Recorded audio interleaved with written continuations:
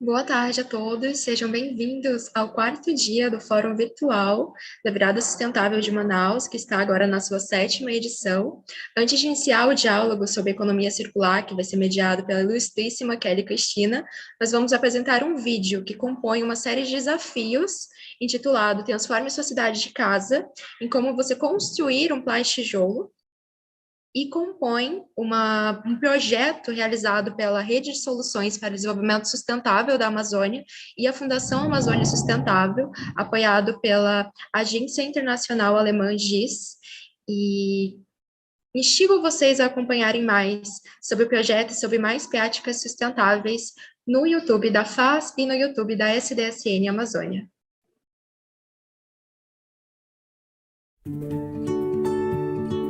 Muitos produtos que usamos no dia a dia vêm embalados em plástico, e a produção está aumentando cada dia mais. Você sabia que até 2030 haverá mais plásticos nos oceanos e rios do que peixes? Além do plástico que podemos ver, você sabia que tem plástico que a gente nem vê? Isso mesmo, há plástico no sal, no solo, no ar, na comida, nos cosméticos, circulando na nossa corrente sanguínea e principalmente nas águas dos rios e oceanos, levando até 400 anos para se decompor. Por isso, é muito importante que nós diminuamos nosso consumo de plástico e que consigamos evitar que esses plásticos poluam nossos rios e oceanos ou sejam queimados. O nosso segundo desafio é reunir todo o plástico que não consigamos reciclar em um só lugar, o plastijolo. Leve o plástico reciclável para um ponto de coleta seletiva ao invés de descartá-los diretamente na lixeira, jogá-los na rua ou queimá-los. Você pode evitar que esses plásticos poluam os aterros sanitários ou os nossos rios e oceanos. Nas embalagens você pode verificar se o plástico é reciclável ou não, verificando que apareça o símbolo de reciclagem. Reserve os plásticos que não são recicláveis. Ou, se a sua cidade ou comunidade não conta com coleta seletiva, reserve todas as embalagens plásticas para fazer o seu plastijolo. Para isso, você vai precisar dos seguintes materiais: uma garrafa PET de qualquer tamanho, limpa e seca, uma vareta de madeira, galho de árvore ou outro material longo e resistente. As embalagens plásticas devem estar limpas e secas, para que não haja aparecimento de fungos e bactérias. Você deve encher o seu plastijolo com embalagens de alimentos como arroz, feijão, macarrão, rótulos plásticos, filme plástico e isopor também, sempre limpos e secos. Para encher seu plastijolo, você pode cortar, dobrar as embalagens ou então colocá-las inteiras. Você decide a melhor forma. Agora é só empurrar as embalagens plásticas para dentro da garrafa PET com o auxílio da sua vareta. Compacta bem para que fique duro e resistente como um tijolo. Mas atenção, existem materiais que não devem entrar no seu plastijolo. Pilhas e outros materiais perigosos, papel ou plástico sujo, restos de comidas e outros. Viu como uma montanha de plástico que iria parar no rio pode se transformar num útil tijolo ecológico? Que podem ser utilizados em construções de móveis e casas. Agora é a sua vez. A mudança começa nas pequenas ações.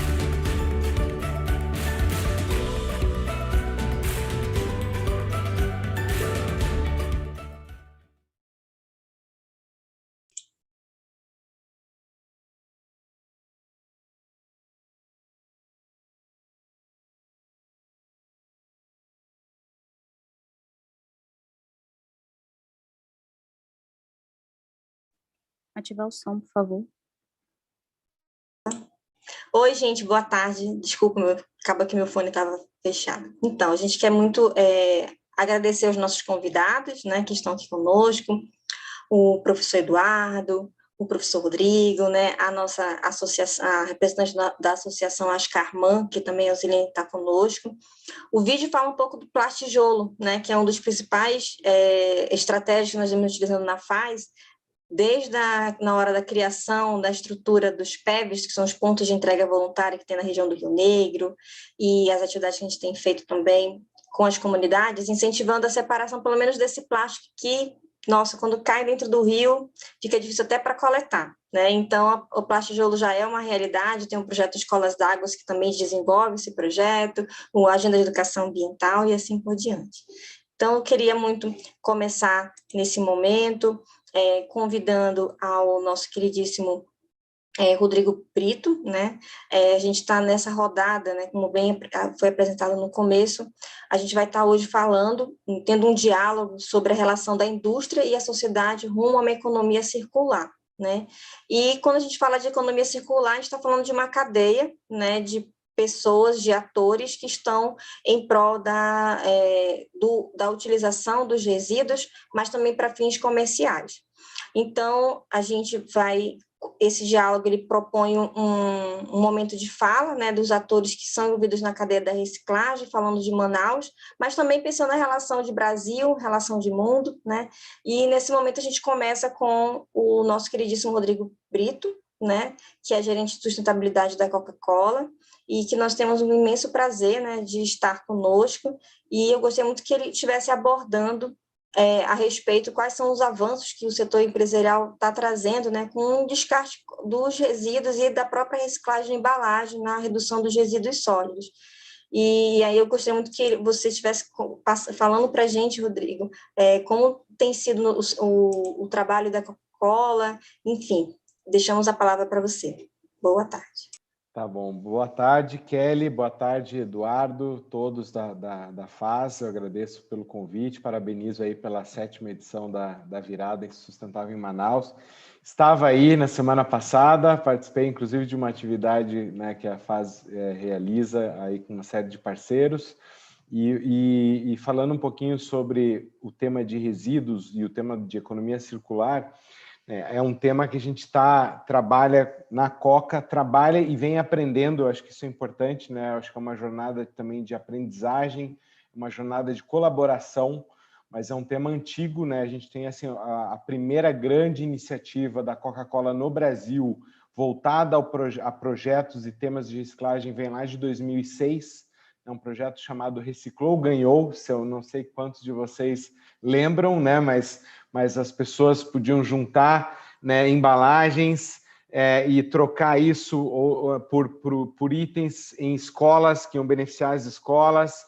Depois isso vira o projeto Coletivo Reciclagem, liderado pelo Instituto Coca-Cola, né, que aí apoiou dezenas de cooperativas, acho que foram mais de 50 em todo o Brasil. E aí que foi uma coisa muito interessante em 2017, que foi os diálogos da empresa, né? Eu vou chegar em Manaus, mas só para contar um pouco desse histórico, né? Porque eu acho que é importante pelo processo evolutivo mesmo do tema, né? Mas aí a gente começa em 2017 a conversar com os nossos próprios concorrentes, né? E aí Coca-Cola e Ambev juntam forças, né? Se unem para lançar um programa que a Kelly conhece, né? A gente estava falando ontem sobre isso. E não só Coca-Cola e Ambev. Coca-Cola e Ambev tem um terceiro ator aí nessa história chamada ANCAT, Associação Nacional de Catadores, né, que é uma organização criada pelo Movimento Nacional dos Catadores, né? Então é uma organização técnica que hoje atua em todo o Brasil, mas eu acho que é legal porque não são todos os países que têm uma organização técnica que nasce de um movimento social, né? E o Movimento Nacional dos Catadores já tem todo um histórico, né, de luta, de representação, de organização. Então, empresas que concorrem no mercado, né, se unem à ANCAT, né, porque já tinham um histórico de relacionamento com o movimento, e basicamente por quê? Porque a gente não está falando aqui de uma ação concorrencial, né? A gente concorre na gôndola, né, na escolha do consumidor, mas para a gente trabalhar temas de reposição hídrica, que a gente estava falando ontem, conservação, reciclagem, coleta, a gente está falando de desenvolver a cadeia, né? Isso vai beneficiar a todos. Então, Reciclar pelo Brasil, que começa com essas duas empresas, né, hoje já tem cerca de 18 a 20 empresas, tá Nestlé, tá Tetra Pak, Vigor, quem quiser procura reciclarpelobrasil.com.br. E é um projeto que hoje apoia mais de 200 cooperativas, que coletaram aí, desde 2019, estão coletando mais de 100 mil toneladas por ano, 130 mil em 2019, 107 mil mesmo no ano de pandemia, no ano passado. Esse ano deve coletar aí entre 110 e 120 mil toneladas, isso em 135 cidades do Brasil. Então, um programa bastante interessante pela governança e por ser uma iniciativa de impacto, de sustentabilidade coletiva. Não faz sentido cada empresa ter o seu projeto, né? A gente multiplica custos e diminui impacto. 20 projetos, são 20 nomes, 20 consultorias, 20 avaliações. Como é que a gente reduz, direciona mais recursos e investimentos para a ponta, né, e simplifica esse processo de gestão e monitoramento com o ator que é o mais engajado, é o mais relacionado à base, que é historicamente, que é o movimento dos catadores. Então, esse foi, acho que, um marco na história do tema da reciclagem e da economia circular, mas não é só com coleta que a gente faz da economia circular. Se eu diminuo a quantidade de resina virgem e aumento a resina reciclada, só a Coca-Cola, de hoje até 2030, a gente vai comprar mais de 110 milhões de dólares só em resina reciclada. Se eu quero comprar isso da onde? Do Brasil. Então, eu tenho todo um trabalho de desenvolver essa cadeia para eu não comprar, não faz sentido eu comprar essa resina da China ou de fora. Então, isso movimenta toda uma cadeia de coleta, de transformação. Se eu, além de resina reciclada, se eu tenho embalagens retornáveis, né? Então, eu acho que a primeira coisa, o que menos gera resíduo? Embalagem retornável. Se você que está hoje participando, está vendo, está em dúvida, eu sei que o Eduardo vai falar um pouco disso depois, né? Mas dentre quais embalagens eu posso escolher, a que gera zero resíduo, né, é a retornável, a que você compra, bebe o líquido, devolve no estabelecimento, ela é mais barata, é bom para o planeta, é bom para o seu bolso, você não tá correndo o risco disso virar um resíduo. Porque se você escolhe uma embalagem descartável, que seja reciclável, se ela é destinada corretamente, há toda uma cadeia, há uma circularidade para essa garrafa que você descartou corretamente virar uma garrafa novamente. Mas se você não descartar ela, né, se as pessoas não descartam ela corretamente, ela corre o risco de ir para onde ninguém quer e aí impactar, como eu vi, né, impactar a paisagem, impactar o meio ambiente, impactar, enfim, o turismo.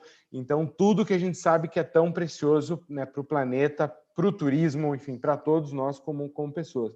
Então, hoje a gente tem a alegria de dizer que 27% de todas as vendas da Coca-Cola já são com embalagens retornáveis. Isso só vai crescer, né? Não vai diminuir, isso vai acelerar e ser ampliado.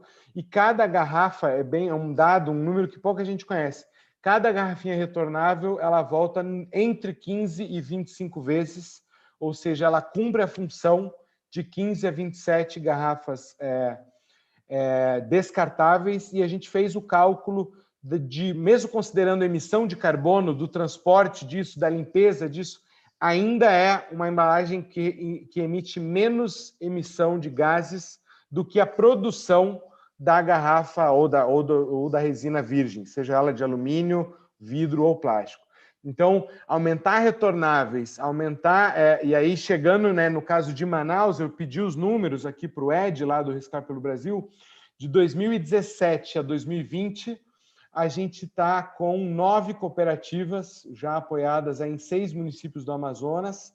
Aí tem uma crescente de volume, mas o total de volume coletado pelas cooperativas apoiadas pelo Reciclar pelo Brasil já são 2.519 toneladas de materiais. Fora isso, a gente está numa nova ação, né, com a FAS, com Remada Ambiental e Igarapés Limpos, associações cooperativas de catadores de limpeza de igarapés. Isso coleta menos resíduo, só que isso mobiliza, educa, sensibiliza a população. E ano que vem a gente deve ter novidades aí para reduzir reduzir a poluição, dar melhor uso a esse volume, enfim, a esse plástico, né? Coleta-se de tudo na remada, né? Coleta-se de tudo nos mutirões, mas para o plástico a gente quer dar um destino mais inspirador, né? Mais nobre, mas também mais inspirador, usando aí de arte, de produtos com apelo, né? Para isso também chamar atenção e mobilizar mais gente para essa ação. Então, acho que é isso. Depois eu estou aqui à disposição. Só por último, eu não estou falando aqui, de novo, de Coca-Cola. Eu estou falando aqui de Coca-Cola com catadores, com outras empresas, com a FAS, com governos. São iniciativas colaborativas, frutos da cooperação, é o que vão fazer diferença com a indústria, né? O Eduardo vai entrar aqui daqui a pouco, né? Então, é nessa linha e é nisso que a gente acredita. Menos sobre a empresa como heroína e mais como todos aqui estamos no mesmo barco, né? Para usar aí né? E juntos vamos buscar soluções para avançar, reduzir o impacto da companhia negativo e melhorar o impacto positivo. Obrigado, desculpa aí pelo atraso. Obrigada, Rodrigo. E aí eu vou usar um pouco do nosso falar amazonês, né? Estamos todos na mesma canoa, né? Na mesma canoa, exato. Estamos todos na mesma canoa, então fica muito... Queremos menos resíduos, né? Na caminho dessa canoa aí. Com certeza, né? Então, faz toda a diferença, como eu falava ontem, né? Na última conferência, né, nacional de meio ambiente, tratou-se sobre o tema, né, resíduos sólidos. E quando se falou do tema resíduos, né, o setor empresarial foi os que mais se preocupou, né, que correu avante, né? E aí assumiu também, né, o seu papel, a sua responsabilidade, né, perante esse processo da destinação de resíduos sólidos, né? Como você falou, né, essa cadeia não é somente não é apenas a coleta seletiva, tem todo um arcabouço. E aí, para a gente poder compreender esse processo, né, eu quero chamar o nosso querido Eduardo, né, que vai falar um pouco melhor, e aí a gente vai trazendo o que antes do Eduardo comentar, quando você falou da ANCAT, né? E acho isso muito importante, a Associação Nacional de Catadores, né? Que inclusive eu já tive o prazer também de estar com eles. O Paulo, que está nos assistindo também, né? Tem apoiado, é uma associação que acompanha tecnicamente, né? Os grupos de catadores. Lembrando para quem está nos assistindo, a política prevê a saída desses catadores do lixão, que daqui a pouco a Osilene vai estar falando, mas não é só sair, né? Tem que dar o direito a um trabalho, porque o catador também ele é um empregado, né? Ele é uma pessoa, existe um cargo, né? Não cargo, a CBO, que é um Código Brasileiro de Ocupações. Então, ele tem uma CBO própria, ele, inclusive, pode ter uma associação, pode ser uma MEI, assim por diante. E a gente vê a importância desse processo. E aí, quando a gente fala de tirar o catador, forma uma associação, mas aí tem as cooperativas, né? Porque você tem que beneficiar esse resíduo, né? E aí, muito bem lembrou o Rodrigo ontem nossa conversa, né, Eduardo? Que é essa questão qual o plástico, né? Porque tudo a gente vê plástico, mas aí a gente quis, né, que o Val Group, né, trouxesse para a gente mais essa abordagem, como é que tem sido essa vivência deles nessa cadeia da reciclagem, na economia circular, né? Quando fala circular, é a ideia que feche a cadeia, né? Pegou esse resíduo, o morador, né, quem comprou esse resíduo, destine, né, como é o caso do plástico, e que esse plástico seja utilizado economicamente por um grupo. Então, e assim vai se fechando um ciclo. Então, eu queria passar para o nosso queridíssimo Eduardo, muito obrigada, e temos muito a aprender também com você. Primeiramente, boa tarde, obrigado, Kelly, pelas palavras. Eu queria, primeiramente, agradecer à Fundação Amazônia Sustentável pelo convite a nós para entrar nessa canoa, que a Kelly bem falou. Então, nós estamos nessa canoa aqui unidos, muito felizes.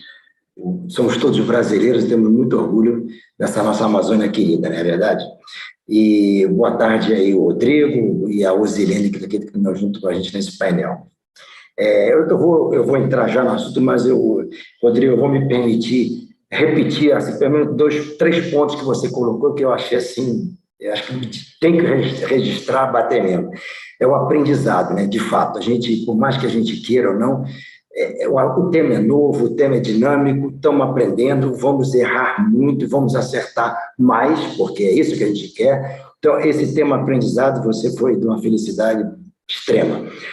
Outro ponto que você levantou, e também faz parte até da nossa história como Val Group, que nós estamos nisso aí, eu vou falar um pouquinho, é o processo colaborativo, o processo cooperativo.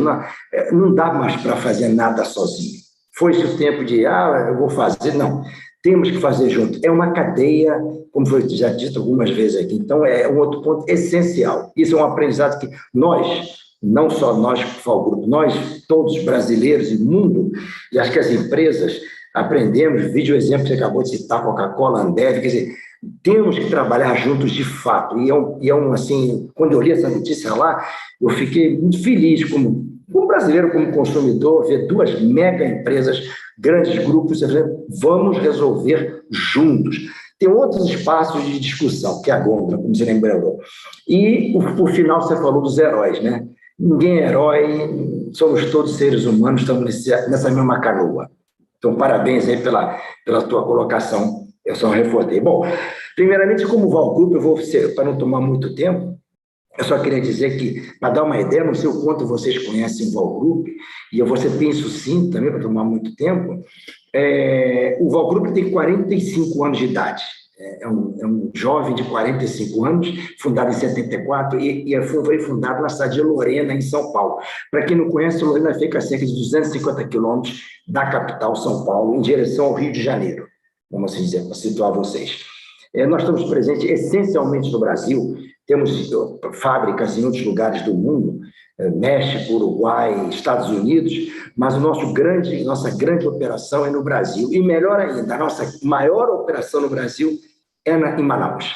Nós estamos no distrito industrial aí. Então, para nós, o Estado é essencial, temos muita satisfação. Volta e meia estamos aí viajando, vendo essa pandemia atrapalhou, mas temos grandes plantas aí de produção. E a gente trabalha com o quê? Com embalagens essencialmente flexíveis e rígidas.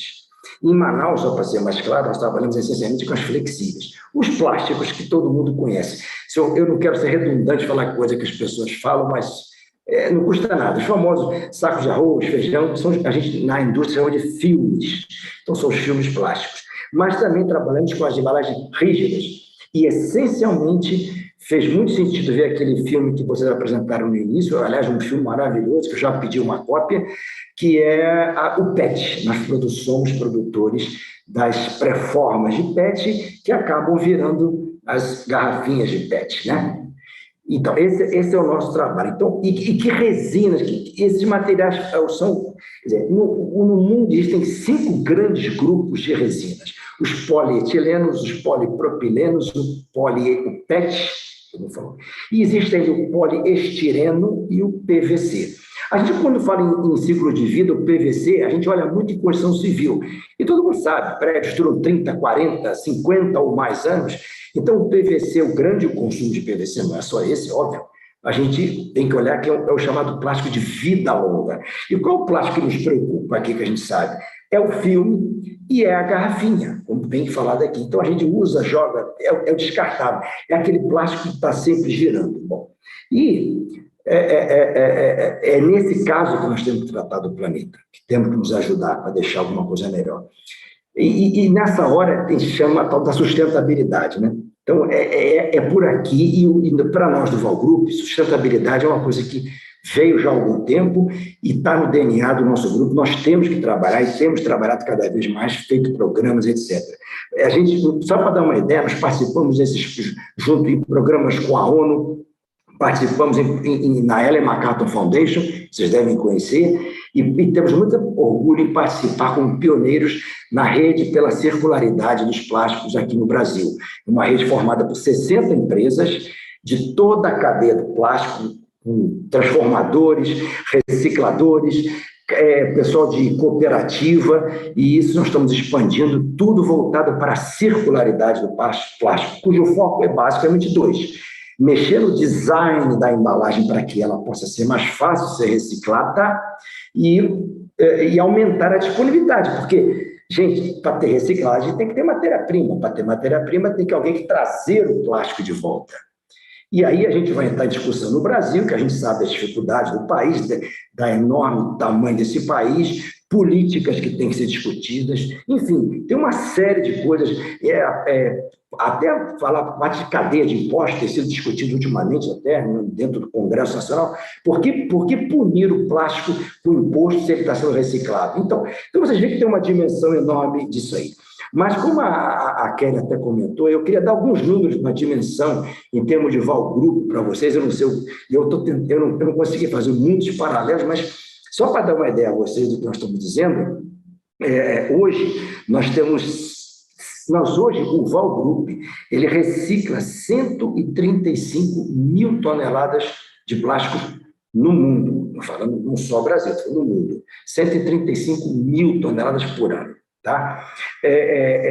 Dessas 135 mil, para vocês terem uma referência, eu diria que 100 mil toneladas é do PET e o 35 mil toneladas são dos outros plásticos. O polietileno, o polipropileno, tá? Nós não mexemos com poliestireno nem com PVC, como já disse anteriormente. Então, e aonde nós estamos investindo? Na reciclagem, e a gente aposta muito. Então, nós queremos duplicar, triplicar essa reciclagem. Nós estamos crescendo muito, porque na área do PET nós estamos já bem grandes, somos os maiores, e vamos continuar investindo. Só para dar uma informação para vocês, nós temos uma fábrica de reciclagem do PET no Rio de Janeiro, tá? E nós estamos construindo uma nova fábrica no Recife para duplicar, praticamente botar uma fábrica nova dessa reciclagem de PET. Mas assim, do que você está falando, né? Então, para trazer um paralelo, nós, em termos de Val Group, para ter uma referência de global, nós, ao reciclarmos todos esses PETs, equivale a 300 milhões de garrafas de PET por mês. Vou repetir, hein? Sem romper o tempo. 300 milhões de garrafas de PET por mês. É isso que o Val Group recicla no mundo. Para dar uma ideia aqui, que nós falamos de Brasil, nós no Brasil temos uma planta, como eu disse, no Rio de Janeiro, e a gente recicla de 100 a 120 milhões de garrafas por mês. Então, eu tive essa semana passada lá, levando um grupo até de coreanos que queria conhecer a nossa reciclagem. Nós recebemos, compramos, adquirimos de cerca de 120 milhões de garrafas. Eu digo 100, 120, que depende da garrafa, tem garrafa pequena, garrafa grande. Então, na média, em cerca de 120 milhões de toneladas. Então, é muito grande. E esse processo de reciclar a garrafa de PET, ele tem que ter autorização da Anvisa, porque, afinal de contas, nós tiramos o PET do lixo, tratamos e devolvemos para um usuário, uma Coca-Cola, uma Ambev, e aí poderá, novamente, o Rodrigo bem lembrou, tantas vezes reciclar, voltar. Isso tem que ser autorizado por lei, por processo da Anvisa. No plástico flexível, nós não temos autorização de reciclar para alimento. Isso é importante a gente lembrar. Nós vamos ter que trabalhar com isso também no Brasil, porque hoje a gente não pode tirar, por exemplo, um plástico e voltar para alimento. Esse não tem jeito. Tá? Então, estou falando da reciclagem mecânica, que são equipamentos. Só para deixar uma ideia para vocês, existe também uma chamada reciclagem química. Provavelmente alguém de vocês já ouviu falar. Para ser simples, o que é reciclagem química? É você pegar os plásticos, e aí indiscriminadamente, tratá-lo num processo, e esse plástico ele derrete, numa linguagem simples, e vira o óleo. E esse óleo pode ser alimentado lá atrás, na produção da resina, e, consequentemente, volta a produzir uma resina nova, zero. São dois grandes processos que se tem. O mecânico é completamente dominado, o mundo todo trabalha, e nós já deu números para vocês. A reciclagem química ela ainda está em desenvolvimento, ela é uma solução muito interessante para aquilo que a gente chama de embalagem complexa.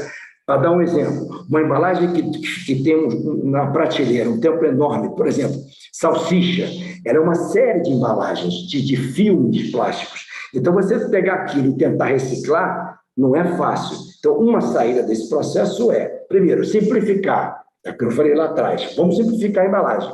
Ok. Mas é possível? Será que a gente simplificando consegue dar uma sobrevida? Porque também temos que pensar que embalagem conserva alimento. Alimento é um problema para todos nós. Então, para resolver esses problemas mais complexos, nós trabalhamos com a reciclagem química. Tá? Mas no Brasil e no mundo, o domínio da reciclagem mecânica é total. Então, eu queria dar uma referência a vocês do que o Val Group vem trabalhando, o que o Val Group se comprometeu, daqui que o Val Group vai se comprometer em trabalhar, mais uma vez, na linha da colaboração, da cooperação com todos os nossos parceiros, e para nós não é mais uma questão de fazer resina só, não, é resina com circularidade dos plásticos. Isso é tema, como a gente fala, de qualquer empregado da empresa sabe que sustentabilidade, com, consequentemente, reciclagem, é um tema muito bem-vindo e que vai ter sempre que ser muito bem explorado no nosso negócio. Gente, obrigado. Acho que o meu tempo já deve estar no limite aí. E fico à disposição depois. Obrigado. Obrigada, querido Eduardo, muito bem colocado, né? A gente fica muito contente realmente em conhecer um pouco o Grupo Val Group, né? É algo que realmente nos chama a atenção quando se fala de embalagem, quando você comenta, né? As embalagens finas, né? E as embalagens mais duras, o que pode ser utilizada, a presença de vocês no polo da Zona Franca, né? Nessa questão da destinação, isso é muito evidenciado, né? E a gente vê a responsabilidade, né, do setor empresarial, né, representado por vocês, né, tanto Rodrigo quanto Eduardo, né, nessa responsabilidade na destinação correta e responsável, né? Então, de fato, precisamos avançar. Eu acho que não estou dizendo que é a solução, mas quando você fala da reciclagem química para o Amazonas, talvez, né, há muita coisa para ser discutida, há muita coisa a aprender. Nosso grande desafio é, de fato, o escoamento do resíduo, né? Então, assim, você tem muito plástico em Manaus, é feita a coleta, né? É comercializado, mas é repassado para outra empresa, né, fora de Manaus, que vai fazer o beneficiamento desse produto. Então, o nosso projeto que a gente tem feito com o grupo Plástico Precioso, com quem nós temos trabalhado com a Ascarman, a ideia é de beneficiar esse resíduo. Então, quer dizer, é preciso urgentemente que essa cadeia seja fechada, né? E aí com várias aprendizados que vem seguindo. Então, eu queria convidar, né, chamar a Uzilene, e aí eu quero desde já parabenizar, agradecer, né, pela sua participação aqui conosco, tá, Uzilene? Você que faz parte, representa, eu tenho certeza, um grupo de mulheres, né? É uma associação, para quem não conhece, né, eu já estive um pouco mais próxima, é uma associação que vieram de catadores, né, de catadoras, de dentro do lixão, passaram todo esse processo, né, da invisibilidade, depois se tornaram uma associação criada como um CNPJ, né, que foi muito festivado. Eu quero muito agradecer também Rodrigo e o Paulo que está nos assistindo, a ANCAT por ter apoiado, e hoje a Ascarman, né, junto com a parceria com a Prefeitura de Manaus, temos o projeto, né, Plástico Precioso acontecendo. Então, a gente quer muito que você fale desse desafio, né, que agora vocês só catavam para sobreviver, e agora cata para, de fato, ser conhecido como trabalhadores em prol ao meio ambiente. Com você. Que legal. Obrigado pelo convite, Kelly. Obrigada à Fundação Sustentável, a FAZ. É um prazer, Rodrigo, Eduardo. Que legal conhecer vocês. Conhecer de ponta a ponta, né? Conhecer como é que a roda gira verdadeiramente. Como a Kelly falou, deixa eu me apresentar. Me chamo Osilene Vital, faço parte da Associação de Catadores de Materiais Recicláveis aqui em Manaus. Geralmente, nas associações, ninguém tem uma função só. Eu sou secretária, tesoureira, catadora, às vezes motorista, no que for preciso, a gente está lá. Às vezes os meninos estão para a rua e tem que fazer alguma coleta próximo, aí eu tenho que ir no triciclo. E assim, como a Kelly falou um pouquinho aí sobre a fundação da associação, a nossa presidente Cacilda Soares, ela começou dentro do aterro sanitário daqui de Manaus, e a partir de 2005 não foi mais permitido a entrada de pessoas dentro do aterro. E assim, através da Prefeitura de Manaus, da CEMUSP, ela conseguiu a primeira coleta seletiva, através do professor Strotsky também, que é o nosso secretário da SEMAS, ele conseguiu implantar a primeira coleta seletiva aqui em Manaus. E a Ascarman foi beneficiada, e antes ela ainda nem era formalizada com isso. E ela recebeu essa primeira coleta seletiva, e foi a partir daí que começou a associação, que ainda era uma cooperativa que, como a gente fala, que ainda era de fundo de quintal, que era na casa da nossa presidente, da Cacilda, que era no terreno dela, que se fazia toda a triagem do material. E também agora, a gente já tem 7 anos formalizada, com a ajuda aí da nossa amiga Kelly, que sempre nos dá o total apoio, e a ANCAT também, a plataforma aí, Reciclar pelo Brasil, que tem nos dado um total apoio, e que é através daí que a gente conseguiu, a ANCAT deu um desafio para a gente esse ano, de fazer 390 toneladas. E a gente já está batendo esse peso, falta apenas 30 toneladas para bater, e já está todo mundo vibrando lá dentro do galpão, e já está todo mundo sonhando com o que a gente vai fazer com esse investimento. E também o investimento passado foi com que a gente, da fase 4, foi com que a gente conseguiu comprar o nosso primeiro veículo. É um baú HR, ele é pequeno, mas se ele parar, para toda a associação. E é as nossas pernas. E eu quero muito agradecer ao nosso técnico que está aí ouvindo, né, Paulo, pelo apoio, também na pandemia que teve aí, eles nos deram o total apoio para a gente estar caminhando. E é isso. A ANCAT também, que tem sido uns anjos. Rosilene, queria que você falasse um pouquinho para a gente, né, no tema também que a gente colocou como pergunta, é essa questão da comercialização, né? Então, vocês fazem, de fato, a coleta, né? Então, vocês têm os resíduos que recebem pela coleta seletiva de Manaus, a gente sabe que nesse período não está funcionando, mas que tem alguns locais que vocês ainda recebem esses resíduos. Como é que é esse processo de compra, de comercialização, e como é que a associação subside dessa comercialização?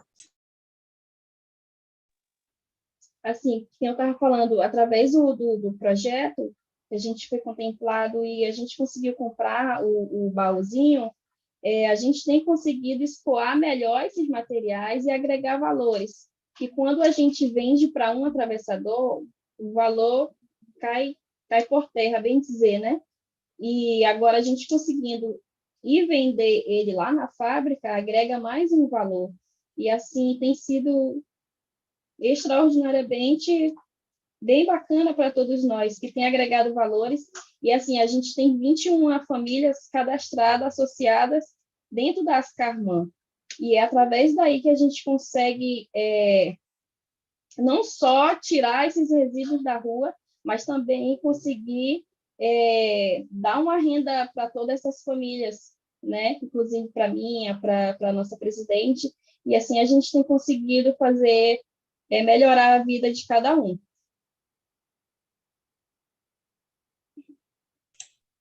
Muito obrigada, Zilene, por sua fala, né? Muito expressante, né? Quando a gente vê a associação ganhando corpo, né? Ganhando estrutura, né? Para poder, de fato, gerar renda para as pessoas que trabalham com elas, né?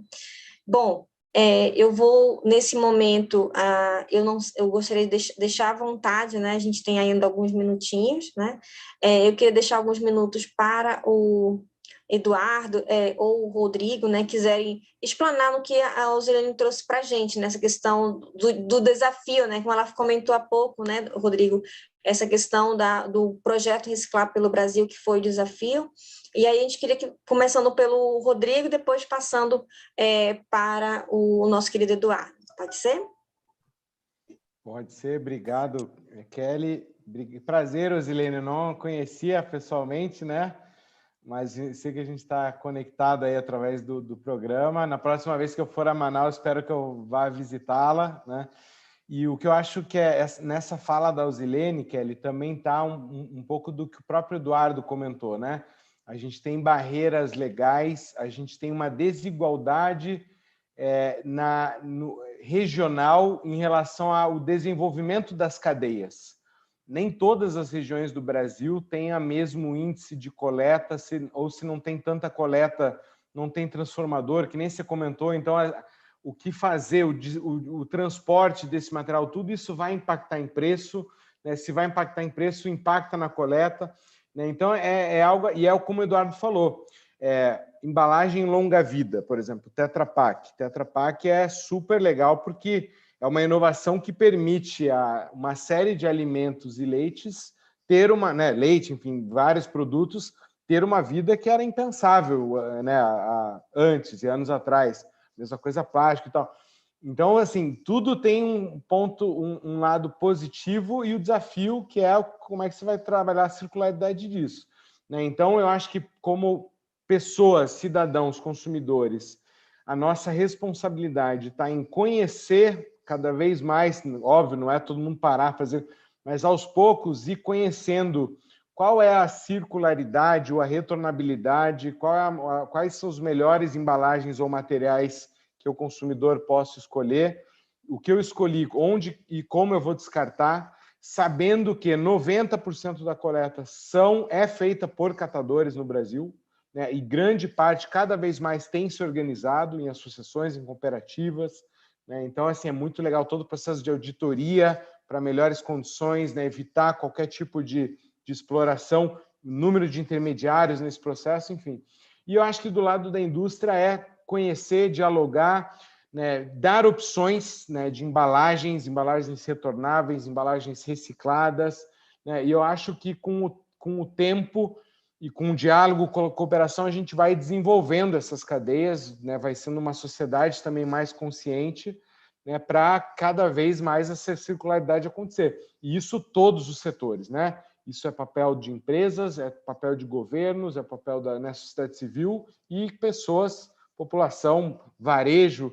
Então, eu acho que a fala final, assim, que eu primeiro agradecer, mas segundo como a gente pode evoluir e melhorar essa cadeia em Manaus, no Amazonas, né? Que soluções, né? O que falta para esse Lego, né? Como é que a gente pode complementar isso para ter uma circularidade mais local, né? Para que essa circularidade não tenha que viajar, esse resíduo não tenha que viajar para outro estado para ele ser circular. Quanto mais local a circularidade, mais simples, mais barato. Então, eu acho que é um pouco isso. Queria agradecer de novo e passar agora, vi aqui a mensagem para o Eduardo. Obrigado aí, Eduardo, também pelas palavras.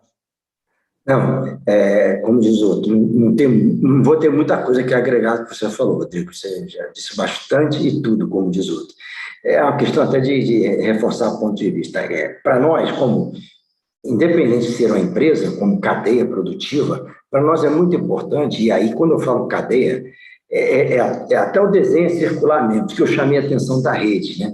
É transformador, é produtor de resina que faz, são vocês, os donos de marca, cooperativas, nós temos que estar trabalhando muito juntos nesse processo.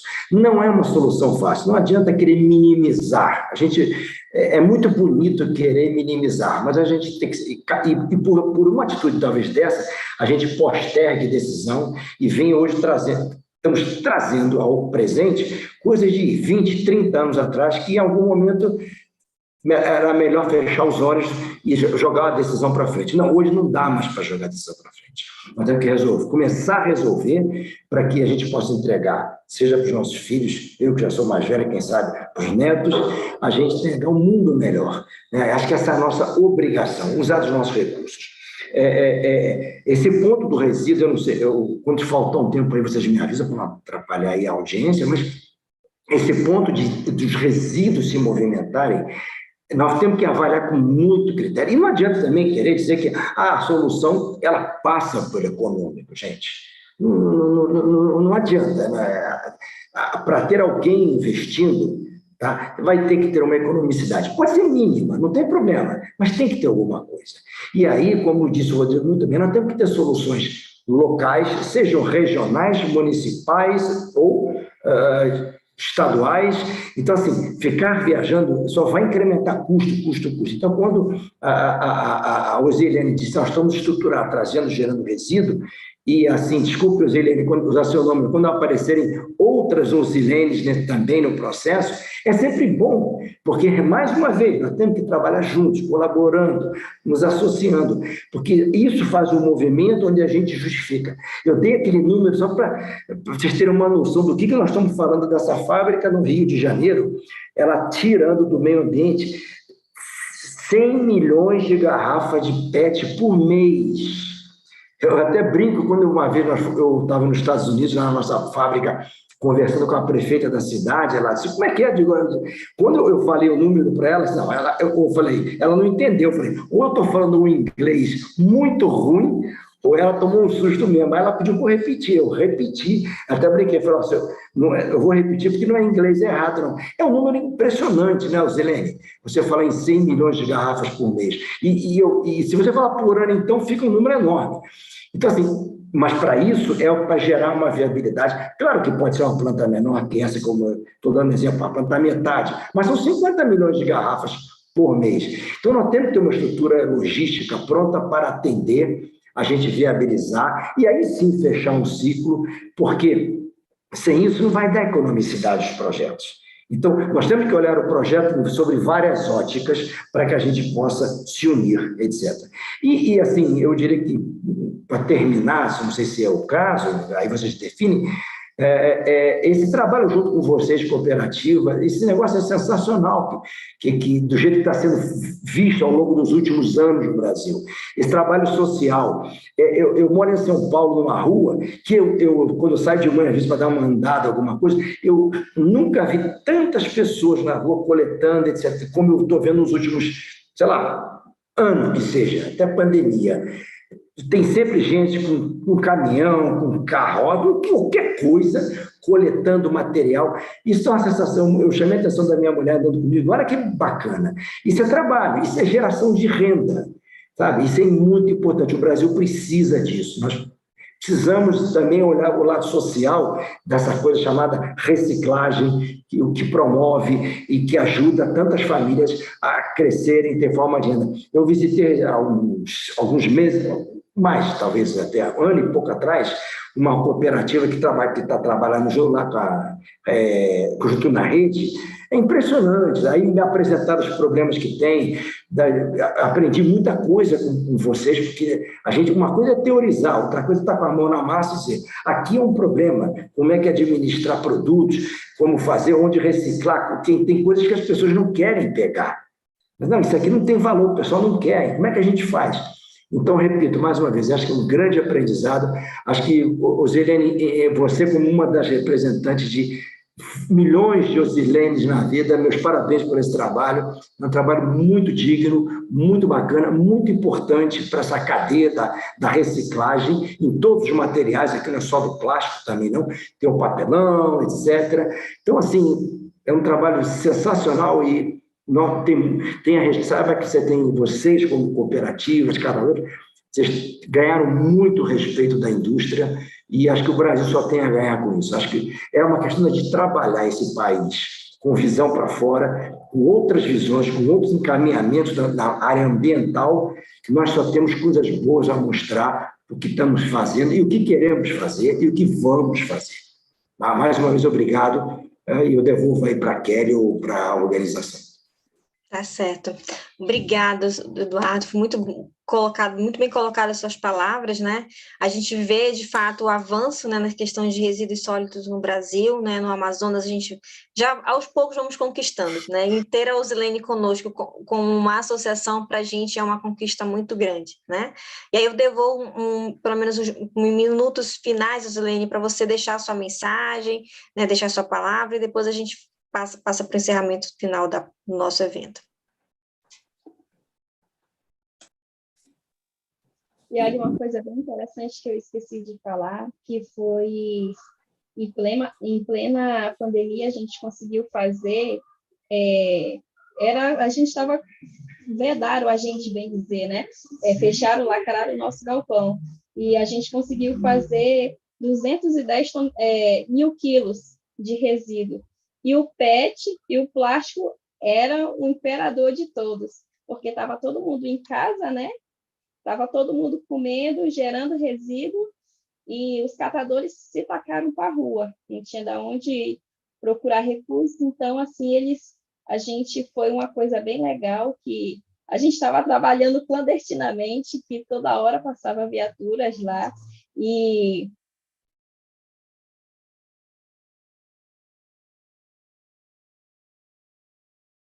lá dentro. Eu falei, ai, que aglomeração top, né? E, assim, eu fiquei na frente lá, eu fui detida, quase bem dizer, mas, assim, conversei com o policial e tudo mais, e eu quero deixar isso, porque os catadores têm tomado voz, têm tomado espaço no mercado, e eu me orgulho muito de ser uma das lideranças aqui na nossa comunidade, e apesar de ser nova no rumo, né, eu tenho 7 anos aí no ramo da reciclagem, mas todos aqui, bem dizer, já me conhecem e têm referência da Ascarman, que lá eles conseguem procurar um refúgio, conseguem procurar alguma coisa de ajuda, não só no custo financeiro, mas também ambiental. Eu quero, assim, agradecer imensamente. Ô, Eduardo, você precisa abrir uma empresa aqui em Manaus, aqui no Amazonas, tá bom? Porque a logística daqui para ir é longe. E o nosso governo não ajuda. É 13% em cima da nossa compra ou em cima do nosso produto. Obrigado, Kelly. Obrigado, Rodrigo. Obrigado, pessoal. Nossa, gente, eu fico muito contente. Obrigada, Zilene. Acho que essa palavra, eu fiquei realmente nessa pandemia, foi o que eu mais pensei. Digo, cara, agora que dava o pessoal coletar muito resíduo, né? Os catadores, a gente está em casa e gera muito, né? Eu lembro que nós fizemos ano passado em uma das lives no fórum, no nossa do Fórum da Cidade da Virada Sustentável, né? Então a gente fez inclusive uma live, né, falando sobre o cuidado de como armazenar esse resíduo, procurar deixar em um local para descarte, um PEV e assim por diante. Então a gente buscou muito essa estratégia enquanto instituição, enquanto faz. E a gente só tem a agradecer mesmo, né, de fato, por todos vocês, né, Eduardo, Rodrigo, Zilene. Para a gente, enquanto faz, é muito importante a participação de vocês. Em momentos como esse, momentos que a gente estava se preparando, né, para esse momento, e de reflexão, né, de aprendizado, eu acho que a gente temos um desafio muito grande, né, que é criar, de fato, um programa, né, de gestão de resíduos sólidos no Amazonas, na Amazônia, porque a FAZ agora é a Fundação Amazônia Sustentável, então a gente tem tudo. Hoje, por exemplo, estou falando aqui de Mato Grosso, né? Então, a gente tem várias estratégias e hoje, por meio da conectividade que nós temos trabalhado, a gente vê o quanto que a população precisa conhecer um pouco mais sobre o seu ambiente, mas também de como destinar esse resíduo, né? Então, resíduo não é sinônimo de saúde, é sinônimo também de qualidade de vida e assim por diante. E eu sempre gosto de lembrar que resíduos também é resiliência, é resistência, né? É de você trazer a visibilidade, né? Então, se a gente olha para os catadores, a gente olha para os camponeses que estão lá né, que estão nos campos, mas agora vê os camponeses na área urbana, que são os nossos catadores. Então, eu queria muito aproveitar e agradecer e já convidar você que está nos assistindo. Amanhã vamos continuar, né, com o nosso fórum, e o tema será diversidade, então vai ser às 17h30, horário de Manaus, às 18h30, horário de Brasília. Então a gente convida, venha nos prestigiar, e você que perdeu de assistir ao vivo, pode ir lá assistir, curte o nosso canal, dá o seu sinalzinho, e estamos aqui. Então, meu muito obrigada, e parabéns, uma boa tarde, uma boa noite para quem estiver nos assistindo. Muito obrigada.